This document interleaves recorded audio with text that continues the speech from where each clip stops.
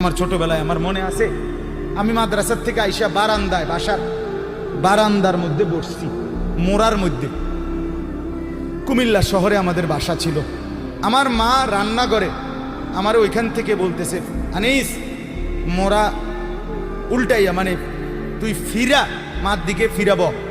আমি মার দিকে আরেক দিকে তাকাইছিলাম, তা আমি ফিরা বসছি। তাই বললাম, মা কি হয়েছে? ওই ঘরের জানালা দিয়া ওই বাড়ির পাশের বাসার কাজের মেয়ে তোর দিকে চাইয়া রয়েছে।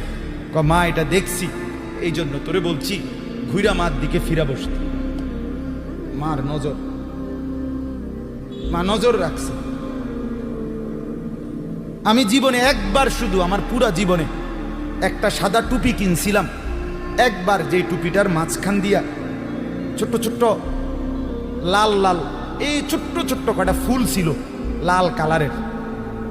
এই একটা টুপি শখ করে এমনি ভাল লাগছিল, কিনছিলাম ওই মাহফিলে যে দোকান বসে এডির থেকে। তখন আমি মাত্র নতুন চাকরি নিছি, পড়ালেখা শেষ করে বেতন হয়েছে অল্প টাকা। বাড়িতে গেছি, আমার আব্বা এটা দেখছে, দেখে বিকালবেলা আমার মারে কইতেছে, হেতে যে চাকরি হয়েছে পয়সা হয়েছে বুঝছো নি? মারে বলছে, মায়ে কয় না, কি তো হয়েছে?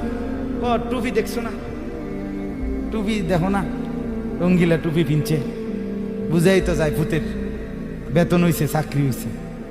রাত্রে আসার পরে মা, আমি বাহিরের থেকে আসছি, আরে মা আমারে বলছে, ফুত তোর আব্বা মনে হয় টুপিটা পছন্দ করে নাই, সারা জীবন তোরে সাদা টুপি পরাইছে, তুই কিনলে গাই লাল ফুলওয়ালা টুপিটা কিনলি। এই যে খুলে রাখছি, আর কোনোদিন পড়িনি। বাবার নজর, মার নজর। আমার ভাই, বাপ মার সেই আদর সোহাগ। আমি জীবনে একবার আমার আব্বারে বলছিলাম, আব্বা আমি একটা মাদ্রাসার ব্যাপারে, যে আমি এই মাদ্রাসায় পড়তাম না, আমরা অন্য মাদ্রাসায় ভর্তি করার। আমার আব্বা বলছিল, পুত পরের বেলা ভাত আমার ঘরে খাইও না, এক লোকমা ভাত মুখে দিবা না, বাইরো তুমি কই ফিরবা, তুমি বুঝো, ফরলে ফরো, না ফরলে ফিচা দিয়ে ফেরো, কিন্তু আমার ঘরের ভাত খাইও না। আমি যে এনে বলছি এনেই পড়তে হইব না। তো কানতে কানতে, চোখ মুছতে মুছতে সকালবেলা ভোরে চলে গেছি ওই মাদ্রাসায়। বুঝছি বাপ আমার এতটা শক্ত যে আসলেই আমারে বাদ দিবে না।